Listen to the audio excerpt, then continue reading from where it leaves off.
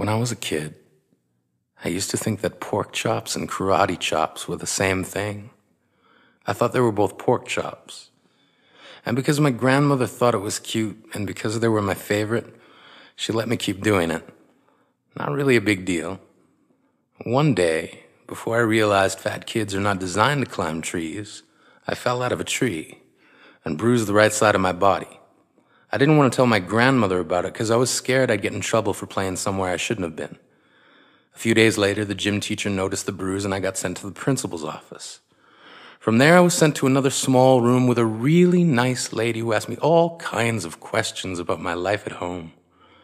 I saw no reason to lie. As far as I was concerned, life was pretty good. I told her whenever I'm sad, my grandmother gives me karate chops. This led to a full-scale investigation, and I was removed from the house for 3 days until they finally decided to ask how I got the bruises. News of this silly little story quickly spread through the school, and I earned my first nickname, Pork Chop. To this day, I hate pork chops. I'm not the only kid who grew up this way, surrounded by people who used to say that rhyme about sticks and stones. As if broken bones hurt more than the names we got called, and we got called them all.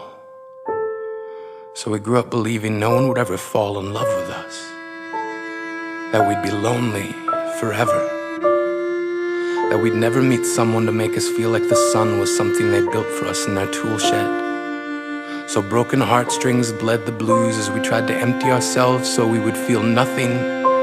Don't tell me that hurts less than a broken bone. That an ingrown life is something surgeons can cut away, that there's no way for it to metastasize, it does. She was 8 years old. Our first day of grade 3 when she got called ugly. We both got moved to the back of class so we would stop getting bombarded by spitballs. But the school halls were a battleground where we found ourselves outnumbered day after wretched day. We used to stay inside for recess because outside was worse.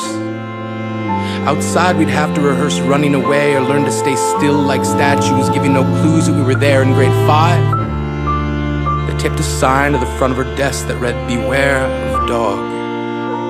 To this day, despite a loving husband, she doesn't think she's beautiful because of a birthmark that takes up a little less than half her face. Kids used to say she looks like a wrong answer that someone tried to erase but couldn't quite get the job done. And they'll never understand that she's raising 2 kids whose definition of beauty begins with the word mom, because they see her heart before they see her skin, because she's only ever always been amazing. He was a broken branch grafted onto a different family tree, adopted. Not because his parents opted for a different destiny. He was 3 when it became a mixed drink of 1 part left alone and 2 parts tragedy. Started therapy in 8th grade. Had a personality made up of tests and pills. Lived like the uphills were mountains and the downhills were cliffs. 4/5 suicidal, a tidal wave of antidepressants, and an adolescence being called pauper. 1 part because of the pills, 99 parts because of the cruelty. He tried to kill himself in grade 10 when a kid who could still go home to mom and dad had the audacity to tell him, "Get over it." As if depression is something that can be remedied by any of the contents found in a first aid kit. To this day, he is a stick of TNT lit from both ends. Could describe to in detail the way the sky bends in the moments before it's about to fall. And despite an army of friends who all call him an inspiration, he remains a conversation piece between people who can't understand. Sometimes being drug-free has less to do with addiction and more to do with sanity. We weren't the only kids who grew up this way. To this day, kids are still being called names. The classics were "Hey stupid," "Hey spaz." Seems like every school has an arsenal of names getting updated every year. And if a kid breaks in a school and no one around chooses to hear it, do they make a sound? Or they're just background noise from a soundtrack stuck on repeat when people say things like kids can be cruel. Every school was a big top circus tent, And the pecking order went from acrobats to lion tamers, from clowns to carnies. All of these miles ahead of who we were freaks.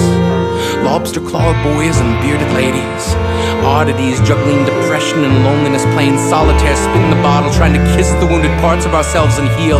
But at night, while the others slept, we kept walking the tightrope. It was practice, and yes, some of us fell. But I want to tell them that all of this is just debris, left over when we finally decide to smash all the things we thought we used to be. And if you can't see anything beautiful about yourself, get a better mirror. Look a little closer. Stare a little longer. Because there's something inside you that made you keep trying despite everyone who told you to quit.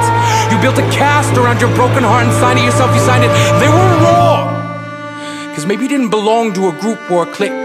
Maybe they decided to pick you last for basketball or everything. Maybe you used to bring bruises and broken teeth to show and tell but never told. Because how can you hold your ground if everyone around you wants to bury you beneath it? You have to believe that they were wrong. They have to be wrong.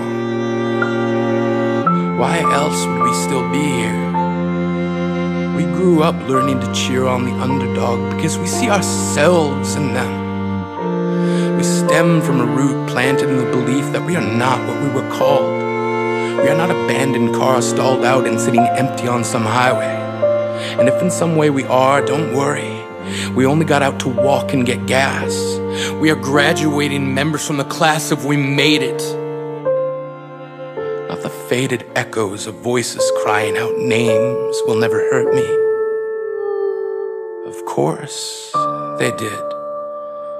But our lives will only ever always continue to be a balancing act that has less to do with pain and more to do with beauty.